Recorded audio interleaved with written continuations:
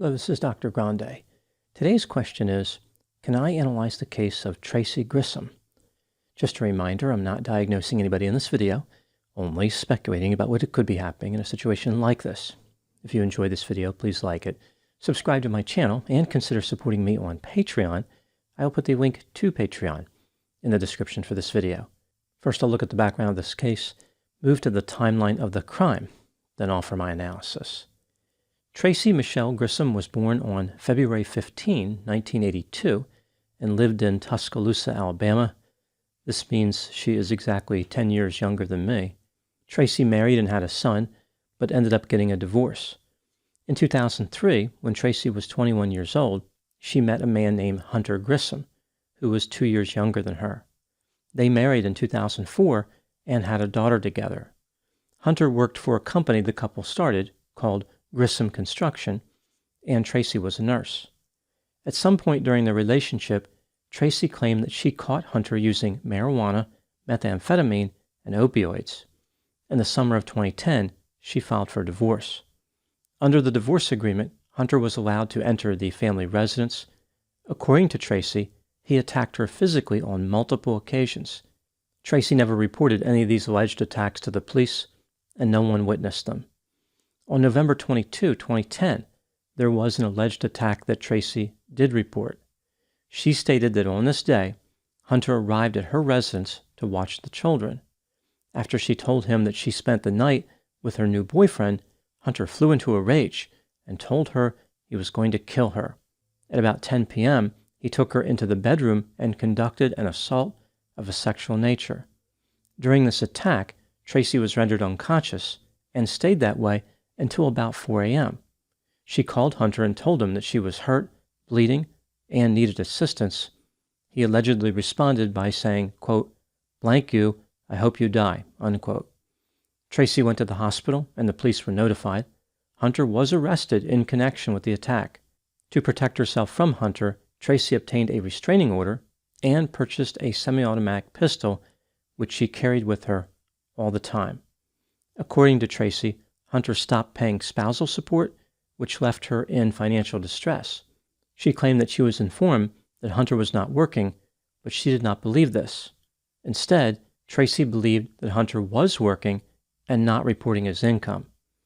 Before moving to the timeline of the crime, let's hear a word from today's sponsor, Rocket Money. It can be very easy to waste a lot of money trying to cancel various subscriptions, for example, streaming services. Fortunately, there's a better way. Rocket Money is the personal finance app that helps you cancel subscriptions, lower bills, and manage your money better. I'm using Rocket Money to cancel subscriptions that are no longer of value to me. Rocket Money safely and securely identifies recurring charges and cancels unwanted subscriptions for you. You can even cancel them within the app with just a couple of taps. I'm also using Rocket Money to lower my bills. By simply uploading a photo of a bill and tapping a few buttons, Rocket Money will negotiate bills for you, from internet service to cable and phone bills. Rocket Money has helped save its customers up to $740 a year, with over $500 million in canceled subscriptions. To save more and spend less, join the over 5 million members using Rocket Money today. Go to rocketmoney.com/drgrande or click the link in the description to get started for free. You can also unlock even more features with Premium. That's rocketmoney.com/drgrande to get started for free. Now moving to the timeline of the crime. On May 15, 2012, Tracey Grissom shot and killed her ex-husband Hunter at the Binion Creek boat landing on Lake Tuscaloosa in Northport, Alabama. Several people, including Tracey, called 911 to report the shooting. The police arrived on the scene and found that Hunter had been shot 4 times, including 2 times in the back. The weapon used to kill him was owned by Tracey. Here is the explanation for the shooting that Tracey offered to the police. When she was on her way to an interview for a nursing job, Tracey saw a boat carrying a billboard for the construction company that she and her ex-husband Hunter owned. The boat was on a trailer connected to a pickup truck. Wanting to get proof that Hunter was still working, Tracey thought it would be a good idea to take a photograph of the billboard. This could be used to show the court that the construction company was still in business. Tracey drove her gold Chevy sedan into a position behind the trailer and stopped. As Tracey sat in the car preparing to take a photograph, she noticed Hunter standing in front of her vehicle, looking at her with a mean expression on his face. Hunter extended his middle finger to form an unkind gesture and started moving toward Tracey. Fearing for her life, she exited her vehicle with her pistol in her hand and fired 6 rounds, striking Hunter 4 times. Tracey was arrested and charged with murder. Her case went to trial in August of 2014. During the trial, the judge came to believe that a charge of manslaughter could be appropriate and was willing to let the jury consider that charge in addition to murder. The state agreed to this, but Tracey would not agree. She was not interested in giving the jury an opportunity to consider a lesser charge. It was going to be murder or nothing. As it turns out, the outcome would be the former. Tracey was convicted of murder and sentenced to 25 years in prison.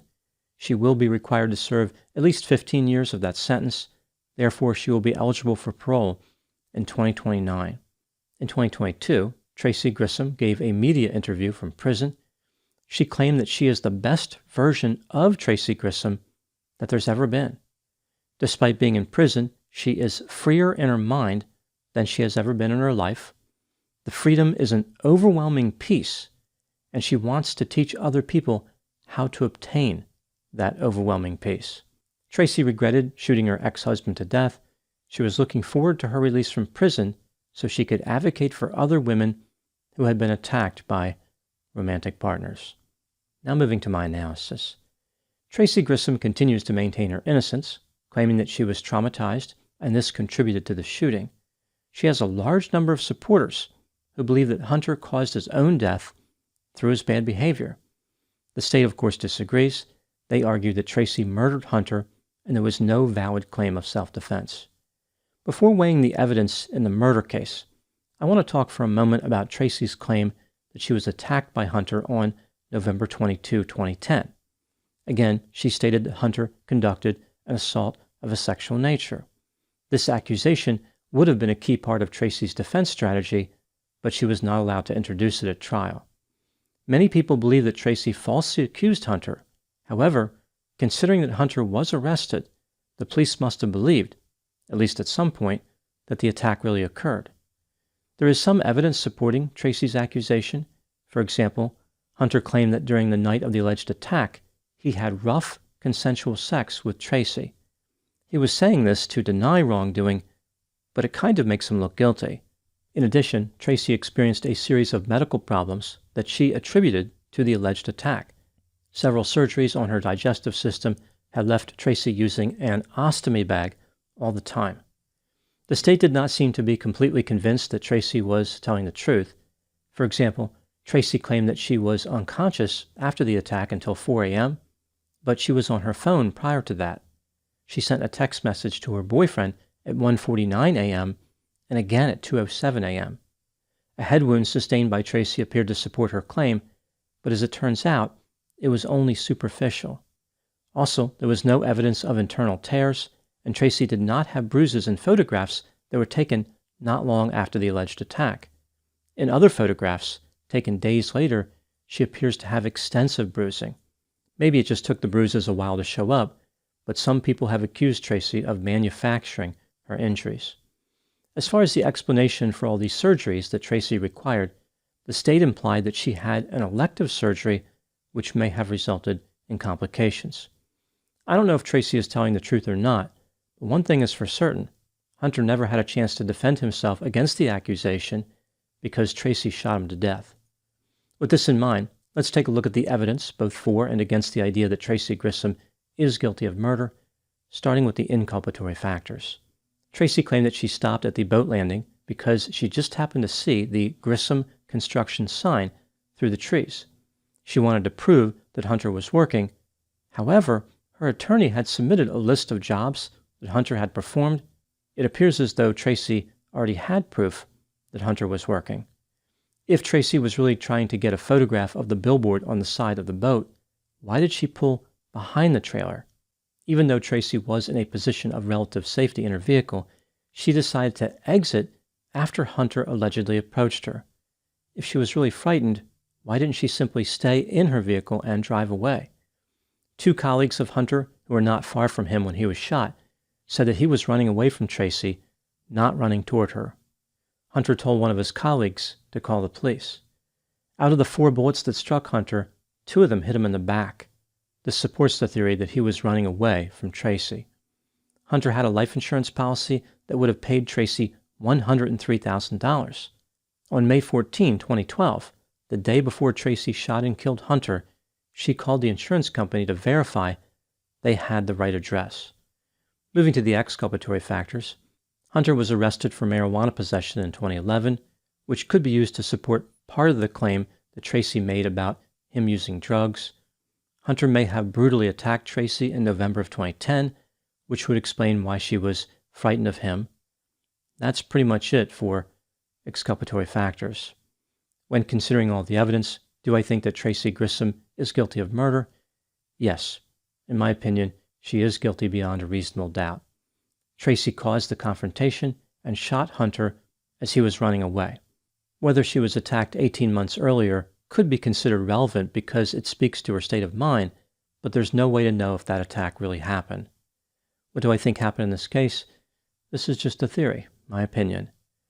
Tracey and Hunter had a tumultuous romantic relationship and were probably horrible to each other, but it is reasonable to believe that Hunter attacked Tracey in November of 2010. I don't know if the attack really led to all of Tracey's medical problems, and there's no doubt that she lied about some of the details, but Hunter's admission about the rough sex makes him look guilty. When the police arrested Hunter, Tracey felt confident that people would take her side, like they would feel sorry for her and despised her alleged attacker. From her perspective, this put Tracey in a position of power. She could now do something wrong to Hunter and get away with it. A get-out-of-jail-free card was in her possession. Tracey came up with the idea of killing Hunter to get his life insurance benefit. Wanting to make sure that the money was mailed to the right place, she called the insurance company and updated her address. The next day, Tracey went looking for Hunter and confronted him. She knew there were witnesses there, but she was not concerned, because her trauma defense would take care of everything for her. A rude awakening arrived for Tracey when she was charged with murder and had unexpected setbacks at her trial. No mental health clinician was willing to say that she had post-traumatic stress disorder, and Tracey was not allowed to introduce the alleged attack as part of her defense. Ultimately, she had to face the consequences for killing Hunter, but she did manage to get some mileage from her accusation against him. Normally, when a person is convicted of first-degree murder, they go to prison for life, but Tracey ended up with only 25 years of overwhelming peace. Those are my thoughts on the case of Tracey Grissom. Please put any opinions and thoughts in the comment section. They always generate an interesting dialogue. As always, I hope you found my analysis of this topic to be informative. Thanks for watching.